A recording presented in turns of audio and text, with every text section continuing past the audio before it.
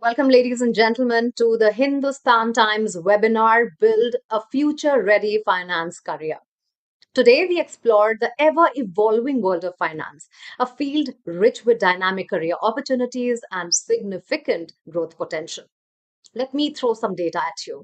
According to data from the National Career Services portal of the central government, India created, believe it or not, 4.6 million jobs in financial services last year. However, only 2.75 million of these positions were filled, leaving approximately 1.8 million jobs vacant due to a lack of adequately skilled candidature. With the right skill sets, a career in finance can be immensely rewarding, offering lucrative salaries and the opportunity to drive economic progress. Today, the finance industry, of course, is undergoing a profound transformation. We all know it, with technological advancements like AI, automation, and big data analytics redefining how we work and create value. Now, these changes bring both opportunities and challenges, making continuous professional development essential. To thrive in these dynamic landscapes, staying up to date with the latest tools and technologies is very crucial. And beyond technical proficiency, cultivating a mindset of lifelong learning and adaptability is really the key. Advanced skills are a must to navigate and leverage these technological advancements, ensuring a successful and future ready finance career. Now, to help us understand how one can navigate and excel in this field, we are honored to have three very distinguished speakers with us today. Let me welcome Rob Langrick, CFA CIPM, Chief Product Advocate at CFA Institute. Bringing a wealth of experience from his roles both at Bloomberg and CFA Institute, Rob plays a very important and instrumental role in overseeing annual curriculum updates to the CFA program and very significantly contributing to the Institute's mission of developing future finance leaders. Now, before joining, um, did you lose me for a second there? Yeah, I'm back. So Rob successfully led Bloomberg's finance education division, where he built and launched Bloomberg certification product, BMC, which has now garnered 1 million designation holders. And he began his career as a sell side equity research analyst in London, and after earning his MBA from Dartmouth, worked in the private equity diligence unit of Bain and Company in New York. Welcome, Rob. Welcome to this webinar. Thanks for having me. It's a pleasure. Let me introduce you to Vaibhav Jain, CFA CMT, Head of Business for Equities and Content at Share-Do Market by PhonePe. And with over a decade of experience in the finance industry, Vaibhav brings valuable expertise in market trends and educational strategies, equipping finance professionals with essential tools for success. Weber began his career as an investment banker with Deutsche Bank, working across dynamic geographies of Australia and India. And subsequently, he managed a substantial portfolio worth over $20 million at Ed Louise before playing a pivotal role in the growth of Wealth Desk, a leading SaaS-based investment platform, which was later acquired by PhonePe. Weber is an active volunteer with CFA Society India, contributing to the advancement of financial education and ethical practices. As a CFA and CMT charter holder, he possesses a deep understanding of financial analysis and market strategies. Vaibhav, welcome to the webinar, and get ready for all the questions coming your way. Thank you so much. Thank you so much for inviting me. And thirdly, we are joined with Lokesh Mrig. Lokesh is a CFA, FRM, and Managing Director of Quantitative Research and Solutions at State Street Global Advisors India. He is a very seasoned investment professional with over 15 years of experience in quantitative research and portfolio management. He has a proven track record in building and leading high performance teams across global equity, fixed income, and multi asset strategies. And prior to joining as a GA, Lokesh held key roles at MSCI, Motilal Oswal Securities, Jones Lang LaSalle, and at MSCI, he played a pivotal role in developing innovative active ETFs for institutional clients. He has also worked as a quantitative portfolio manager with Motilal Oswal Securities, Principal Investments Group, and as an alternative investment analyst at Jones Lang LaSalle. All right. Gentlemen, let's begin our discussion. My first question is for all of you. Weber, why don't we start with you? How have you seen the financial space evolve in the last few years? Some of the factors that have contributed to these changes. What are some of the trends that you saw in the last few years? Hey, thanks for the question, Mugda. See, basically, as you already started the conversation with, that technological advancements have actually been, kind of impacting each and every industry, not only financial services. Obviously, it has touched financial services in a big way, and gladly, I bring an experience across four different industries over here, being having worked in investment banking, wealth management, wealth tech, and now a discount broker. And in all the four industries in the past decade, I have seen how quickly, kind of these advancements in technology has been completely changing the industry. And I mean, just taking an example for in 2014, when I started my career in investment banking at Deutsche, we were making presentations. One slide used to take a couple of hours. But now, because of the advancement in technology, I mean, these things can be done in 15 minutes if you have the concepts ready. So obviously, this is one of the important thing which we have seen evolving in the last few years. Another thing which comes into my mind is the regulatory change. Now, if we see from the India perspective, in the last couple of years or 3 4 years, the SEBI, the capital markets regulator, has become very active. And every other day, every other week, we keep seeing, kind of new regulations keep coming in, obviously for the betterment of the retail investor. Now, as a financial professional, financial services professional, one needs to be, kind of very flexible and adaptive in these kind of changing situations.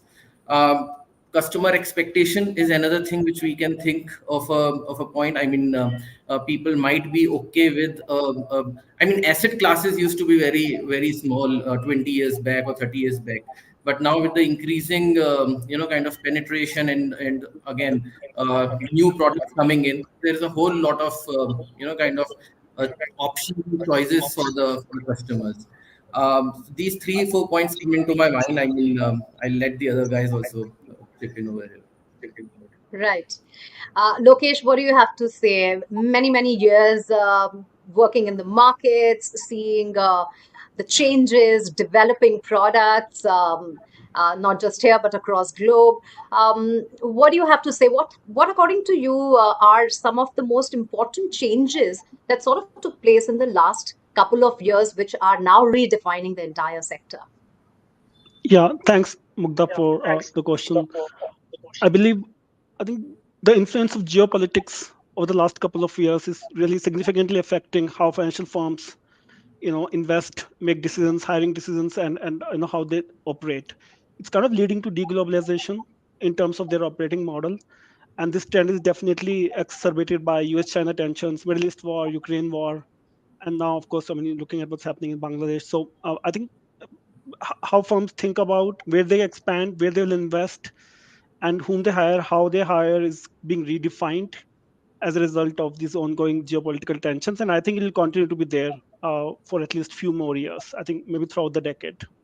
So that's one important point. I'll say that. And in terms of, I think AI and ML, I mean, they are definitely these advanced techniques are definitely being more adopted now for fraud detection, risk assessment. Algorithmic trading is all over the place, and most importantly, I think personalized financial advice is also rising as a result of some of these techniques. So we are seeing that increased adoption, and I'm not even talking about generative AI right now.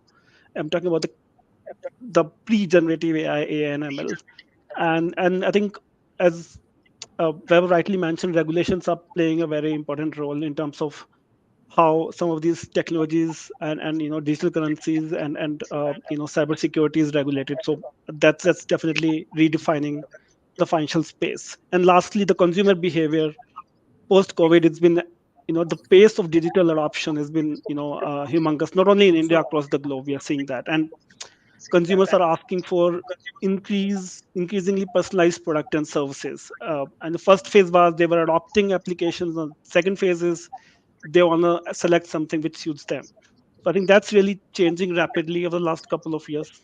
Yeah. So I'll stop there. True. Yeah. Rob, let me bring you here. You just heard from both the gentlemen about the very important changes, and I think they summarized it so beautifully about the changes that have happened, especially in the last 2 3 years. We haven't seen that kind of change in the last perhaps 10 years as much as we have seen in the last perhaps 2 3 years post COVID. And of course, COVID was pandemic was a very defining moment for everybody, from consumer point of view as well, from industry point of view as well. Uh, as somebody who was also looking at the academics of it, what were some of the changes that you saw, and how quickly had the industry had to adapt to these changes? Do you think they are totally there, or there is a lot of room, or there's a journey to be made, especially from the academia point of view? It's interesting you put it that way. I would say we sort of had a rehearsal for quick change across the whole industry with the ESG boom, which really sort of picked up in the late part of the last decade. And so we, with the CFA Program curriculum, which is kind of like the Gray's Anatomy for finance, the main textbook, as it were, we can observe the changes through that prism. And with ESG, we had to quickly kind of pepper ESG topics throughout the whole curriculum. So, for example, it's expressed in green bonds. You'll do supply chain analysis to make sure you know where things come from that go to build other products, for example. And so it really kind of crossed over the whole industry, ESG. And what we saw with AIML is the whole process happening, that 7-year process happening in sort of 2 years. And so now the big hunt now with AIML is getting away from just talking about ChatGPT. What we're seeing is very discrete use cases go across the workflow. So, for example, a portfolio manager now has a new tool which summarizes portfolio performance every quarter and does like a 3-hour job in 1 minute with several kind of external toolkits. Or an equity analyst who's listening every quarter to CEOs, CFOs talking on those calls can summarize them and ask the robot questions to very quickly get the insights, whereas before it would take them several hours. And so what you're seeing, we're getting past the hype now into very specific use cases, but really for lots of different job roles and lots of different use cases through the workflows. Right. Gentlemen, I think we have all very wonderfully summarized some of the changes that have happened. And I think a lot of our viewers must be wondering that, in light of the dynamic nature of these financial careers, how important it is now to continuously update the skills and knowledge. Webber, let me start with you by asking. There are a lot of times when, even in my profession, I feel that I need to make those changes. I need to keep learning. But when we are talking about financial careers, there seems to be a huge amount of change also on the regulatory front. How do you summarize that? And of course, because of that, it's becoming almost inevitable that you can't really work with the degrees that you had earned so many years ago. This is similar in our industry as well. Today, also after 10 years of experience, I keep on, kind of reading every day something new. Is my voice echoing? No, we are fine. We can hear you. Sure, sorry. So what I was saying is that even after 10 years, I keep on reading every day because, see, what I see as a competition in my, obviously in my finance career, is not someone who is my age with 10 years experience, or kind of getting that kind of experience in the various industries. My real competition is that 20 21 year old guy sitting in an IIT, in a tech college, in a dorm, or a lab, or making some kind of an app which will completely disrupt of what I am doing almost on an everyday basis, right? So because as he said in the first question, the technological advancement is something which is currently changing the entire landscape of not only this industry but all the industries.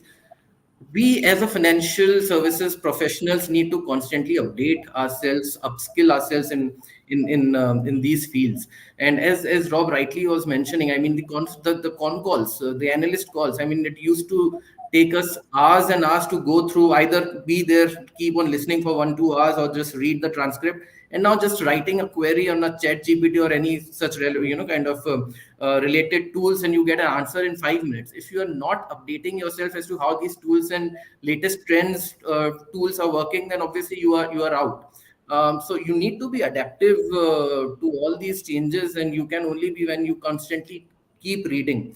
I completed my CFA in 2013, so it's been like 11 years. And honestly, now I look at the curriculum, it has been completely changed as well. I mean, great that CFA Institute constantly keeps us, kind of sending a lot of refresher materials and all, because obviously there is a need. And if you look at my trajectory, I mean, after completing my MBA and CFA, I thought to keep upskilling myself by giving a CMT as well. I mean, so this is very much important. Another thing which is very important and which I've seen not a lot of youngsters focus on, because it's not a part of curriculum, is actually focus on the soft skills. It might not be needed 10, 20 years back in a financial services industry, especially in an industry like a wealth management, which I've been a part of for 3 years at Edelweiss. But these soft skills are very important now when you are dealing with customers, whether B2B or B2C. So something, another thing which is constantly, kind of evolving. Again, taking a cue from the last question, the compliance, the risk management, the legal thing. I mean, you cannot, and with all the kind of scams and scandals which keep on happening, the regulator will continue to bring in more strictness, because they will find that people have found a loophole, and then they'll try to kind of bridge those things. And with the regulator also becoming a lot smarter now, people need to kind of keep the ethics intact and work ethically. These all things I think have changed in the last 10 years while I have been working. And then obviously I've read a lot of case studies, books and all. Late 90s, early 2000s, things were very different now what we currently look at. So my suggestion to all the youngsters who are watching this is, or not only youngsters, but everybody, like keep True. upskilling. There's no other alternative. Thanks, Weber, for that. Lokesh, would you want to add to this and also perhaps answer this question, which is, are there any particular areas? I mean, regulation, of course, seems to be one, as Weber rightly said, but are there any other particular areas within the domain of finance and investment management that are expected to experience significant growth or disruption in coming years also, especially with the rise of technology and automation in finance industry? And how can professionals ensure they remain relevant? Yeah, thanks, Mugdha. So I'll focus on investment management because that's been my primary domain. So I think the rise of low cost passive and ETF products, I think, could pose increased competition for high active strategies right now in India. I mean, this trend has been there globally for last 5-10 years and is just beginning in India. And we will see a shift from a distribution led business model to more advisory model in India. And I think the trend will be similar to what we are seeing in US and other developed markets. That's one. Secondly, alternative private markets or alternative assets in India are projected to experience substantial growth because they give you a promise of alpha as well as with a reduced volatility. So more and more, I think clients, especially at affluent HNI level and now affluent level, are willing to take exposure to alternative private assets, private equity, private credit, real estate. So this has been a on the global scale, there has been a consistent increase in allocation towards private investments, and this is expected to persist throughout the decade and it will replicate in India. I think if you're in private markets, I think it's a great place to be right now. And coming to fintech, the fintechs led robo investing platforms, and it's gaining more traction. There's more interest, but I think the growth of such solutions would be limited without the human interaction. I mean, we are. I mean, it's all. I mean, all these tools and technology works very well when the markets are rising. When you're seeing profit, when the market crashes, as in last 2 days, it's very important to have a trustworthy person to confide in, rather than relying on the market rumors and social media. So I believe a technology-enabled client and advisor interaction will pay for the leading firms, and will be an opportunity both on technology front as well as on the investment advisory space as a result of these changes. And I believe finance professionals can stay relevant. I think Bebov covered quite a few good points. I'll just like to add embrace technology. As I think learn to use new technologies and tools. I think it's very important. We talk about no programming, low programming tools, but I believe programming will continue to be very relevant if you want to innovate and introduce custom products. So if you are in a technology domain, if you are programming, don't leave that skill set. Continue to enhance that. That's important. I think build a strong network. That's important. And network with peers, mentors, and industry leaders to stay informed about the latest developments. And I think be adaptable. I think it's very important. As Weber mentioned, it's rightly mentioned, it's constantly changing. So be prepared to adapt. And lastly, I will say seek mentorship and focus on gaining relevant practical experience through internships at the start of the career. Then focusing on compensation. I'll say that. Yeah. So I'll stop here.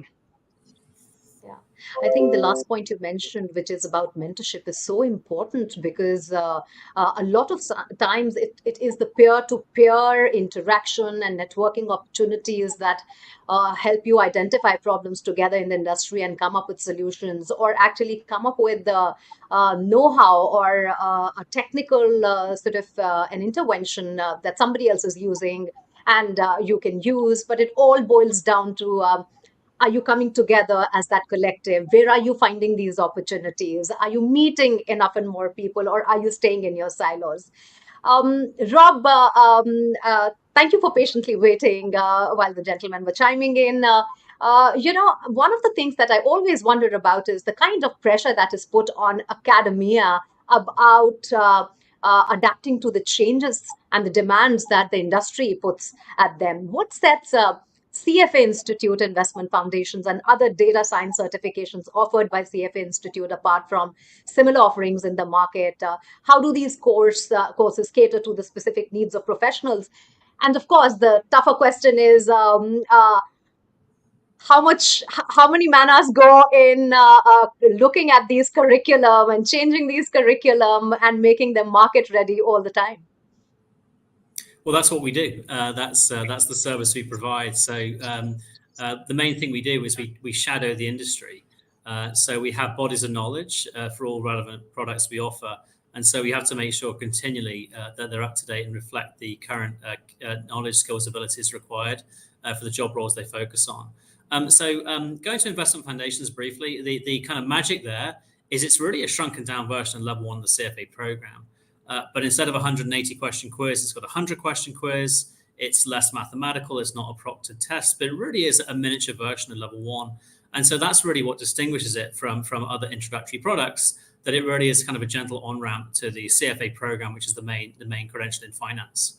I'd say on data science, the kind of thing that distinguishes that is the fact that it really does connect nicely to the other offerings of the CFA program. So what we're not trying to do, we're not trying to teach people to be coders. That's not really an area where we believe we can kind of, that's not really our space to play in. But our space is really about what do you need to know about AI and machine learning to be an effective investment professional, to communicate with data scientists, to communicate with clients about how to kind of expose these concepts to them. And how it's relevant for different parts of the workflow. So it really does. We really are sticking to our needs in terms of the investment space and the investment management space with those two products specifically. So they're not just kind of generic introductory products, but they do link to the investments industry. Rob, you did mention you shadow the industry and figure what needs to be done and how these how the chartership sort of solves the issue of the market, because that's what the industry leaders are also looking at, people who are coming with that kind of the knowledge body. How does CFA Institute evaluate and update its curriculum to the technological changes? For example, you have practice learning on Python, etc. How often does that review happen? Mm-hmm. We review it continually, and so we change about 10 to 15% of the CFA program each and every year. We've been doing that since 1963, so that's certainly a key thing. So if you look at a finance textbook, for instance, they typically come out with a new edition every 3 to 4 years. We have a new edition every year. In terms of technology, that's a really interesting question. So we actually look at the tools professionals use, and we're actually very obsessed, I would say, with new features and functions on those tools. So, for example, take the Bloomberg Terminal, for instance. They're continually coming out with new applications, new functions within the Bloomberg Terminal, and we track those new things coming out by way of example. And that tells us kind of what the things investors are focusing on. So, for instance, in the last few years, there's been lots of analytics on supply chain for companies, on their ESG scores across different dimensions. There have been new tools Bloomberg launched, and that's a hint to us that the reason Bloomberg launched them is because investors demanded them. But that's just one of the techniques we use to make sure we stay on the cutting edge of technology. Vaibhav, Lokesh, from an industry point of view, where do you see all of these certifications that are offered in the market come together? What are some of the flaws that you see in them? How important is it for a professional at any age to how important it is for them to look at the right kind of education that they are giving themselves? We'll start with you, Lokesh. Thanks, Mugdha. So, as a recruiter, as an industry practitioner, we look at CFA program, which has very high level of rigor, and it kind of helps equip individuals with valuable tools. So, which is great, and also most importantly, I think it demonstrates your dedication towards career in financial markets and showcases your competitiveness and work ethics.